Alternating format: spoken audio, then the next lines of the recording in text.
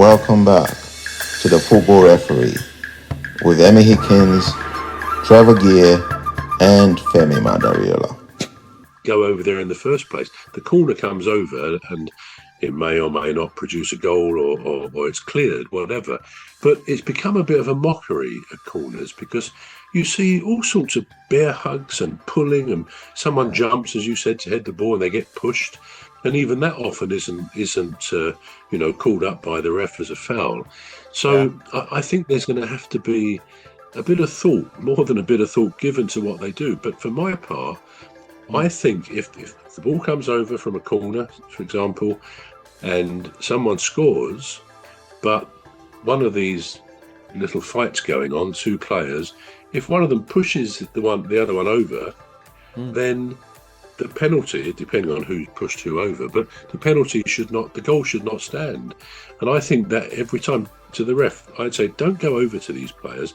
Simply, when the corner's taken or when it's coming over, if you see it going on, penalise whoever you think is making the foul. Now, perhaps they would say, well, it's 6 of one, half a dozen of the other. They're both pushing and pulling like little school kids, which is what they do. And it's not just one pair, it's often 3 or 4 such fights going on in the penalty area. But I do think if defenders or attackers, let's say it's an attacker, one of his teammates scores the goal and the attacker is deemed to be fouling a defender, then don't allow the goal. Simple as that, because that eventually will stop this nonsense of players. I mean, it never used to be the case. There's always a bit of nudging and barging, a bit of, as we say, argy-bargy, but not to the degree it is now, where it's almost accepted, not just in the penalty area, but on the pitch. This idea that a player just pushes another one off the pitch sometimes, or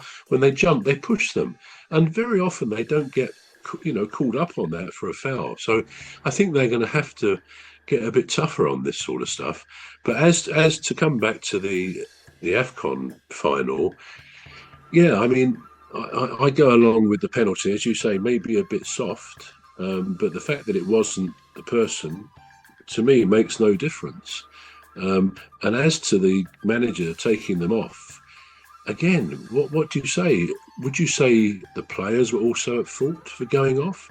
Should they have thought, well, not in my name, I'm not going to do something that is clearly illegal in football, in a final particularly. We can't just all trudge off. But of course, they may have think, well, if the manager tells us to, we've got to do what he says. But obviously they were elated to win the final, Senegal, but I imagine there's going to be some penalty to the manager.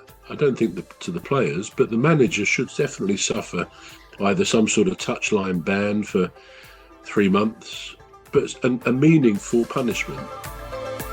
We're going to take a short break now. The Football Ref will be back shortly. You're listening to the Football Referee with Emmy Hikins, Trevor Gear, and Femi Mandariola. The Football Referee will be back shortly. Please stay tuned. The Football Referee is looking for sponsors. If you're a business out there looking to spread the word about the products and services you offer, please get in touch on our website, deepstuffrecords.com.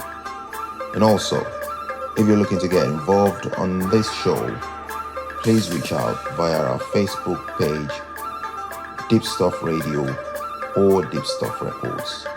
Thank you.